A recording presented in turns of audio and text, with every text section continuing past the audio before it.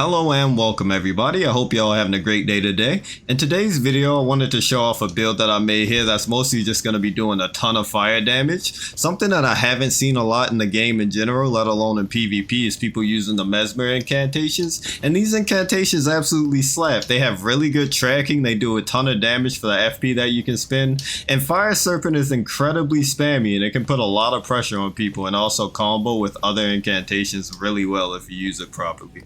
But with all of that out the way, I just wanted to say thank you guys so much for selecting my video as always, and let's get right into the build stats here.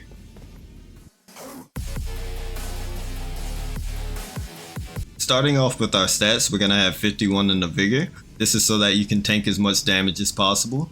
32 in the Mind. This is so that you can cast as many incantations as possible. 18 into Endurance, so that you can have a decent amount of stamina to play with while also carrying around everything that you need. 14 in the Strength, since that's the minimum stat requirement that you need to carry around your weapon. You're going to need at least 8 Dexterity. My class just starts off with 12. You can leave Intelligence as is, as it's not really important for the build. Faith you're going to need at 80, since this is going to be a majority of your fire damage and damage in general. And 13 into Arcane, so that you can wield this weapon, and also gives you a slight extra bit of bleed build up with your weapon too, which is nice. Moving on, we're going to be showing off all the weapons, armors, talismans, and the Flask of Wondrous Physics. Starting off with our weapon, we're going to be using the Bloodfiend's Fork. This thing's going to have some really nice damage on it and some decent range, not to mention it also has bleed buildup, and since you have it set to the flame affinity, you're also going to be doing flame damage, so it's just got a lot going for it with minimum stat requirement, so it's a very nice option for this build.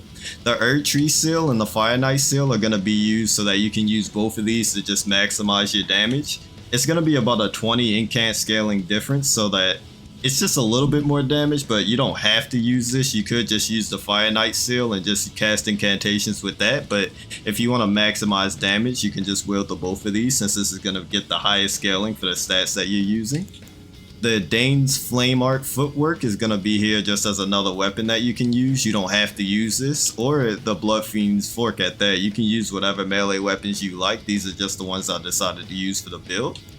Moving on to our armors, we're going to be using the Rakshas's Helmet, Rakshas's Gauntlet, and the Rakshasa Greaves. What these three armor pieces are going to do is increase our overall damage by 6%, but it provides minimum defense. The Fire Knight's armor is going to make it to where all of our Mesmer incantations deal more damage. This includes the Fire Serpent, the Mesmer's Orb, and the Rain of Fire, so it's really nice to have on.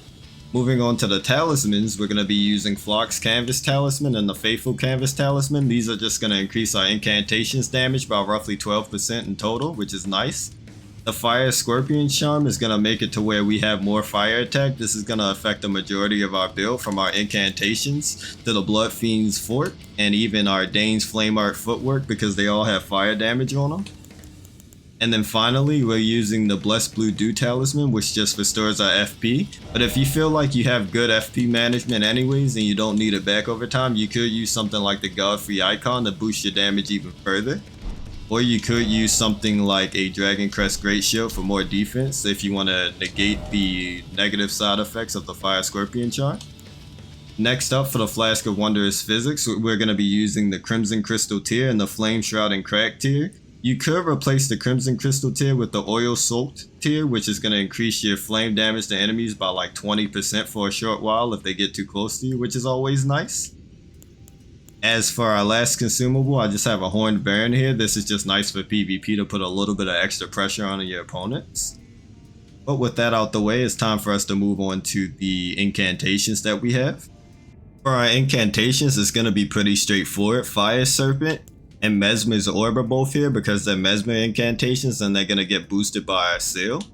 Dragonfire is just a huge cone of fire damage that just shreds everything in front of you, so it's just nice to have for AoE and clearing out multiple enemies. Rain of Fire just got a buff and it absolutely shreds in PvE, and it's okay at best in PvP. I haven't seen it like absolutely delete people, but it's some nice chip damage that you can use, so you can't go wrong with it. But you could switch this out with something else if you're mostly aiming for PvP with this build. Frenzied Burst is just going to be a really nice flame damage long range attack that can absolutely shred people if you charge it up. Golden Vow is just the best buff in the game. It's just going to give you more damage and more defense. Flame Grant Me Strength is going to increase your fire damage and your physical damage even further. Bestial Vitality is just going to give you health regen over time. And finally, Heal from Afar is just going to be a quick, nice healing skill that you can use to get your health bar back. But with all of those out the way, we're going to get into the invasions here.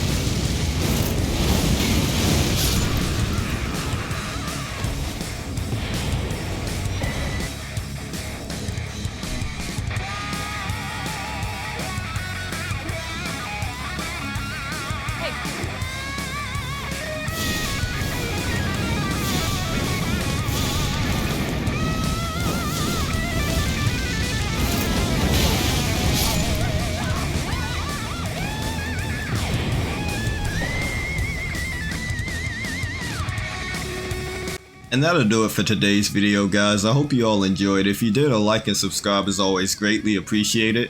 And I will say, it took me a fair amount of time to get this invasion gameplay for all the wrong reasons. Instead of it being difficult to stop anybody or anything, the main problem was just that people got 1 to 2 shots so fast that it was hard to actually get a full-on invasion going. Which, on the plus side, that does show the power of this build, but it was something that did take me an extra amount of time. And I will say, just for some small tips, Fire Serpent is a low FP cost, pretty quick to cast, and just like pretty decent damaging incantation.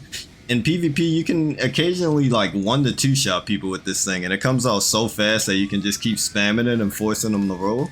And I would say at some point it's nice to just mix it up. After you shoot enough Fire Serpents, your opponents have to make 1 to 2 choices. They either have to get closer to you or get away from you. And if they do try to get closer to you, you can always spam out another Fire Serpent, go into a Mesmer's Orb, try a Dragon Fire, and if they try to get away from you, you can always try out a Rain of Fire, which it's not the best incantation for PvP, but it is amazing in PvE. So if you're gonna go full PvP, I would recommend just swapping this out for something else fire themed. But you also have Frenzy Burst, so if your opponent's trying to get away from you, you can just use a Frenzy Burst, and if they're not expecting it, they could get hit really hard by that. And that's pretty much the main tips that I could give out for this build, and I hope this helps out. I hope this build as a whole helps out, and I hope you guys enjoyed the video. I'll see you guys in the next one, and have a great day.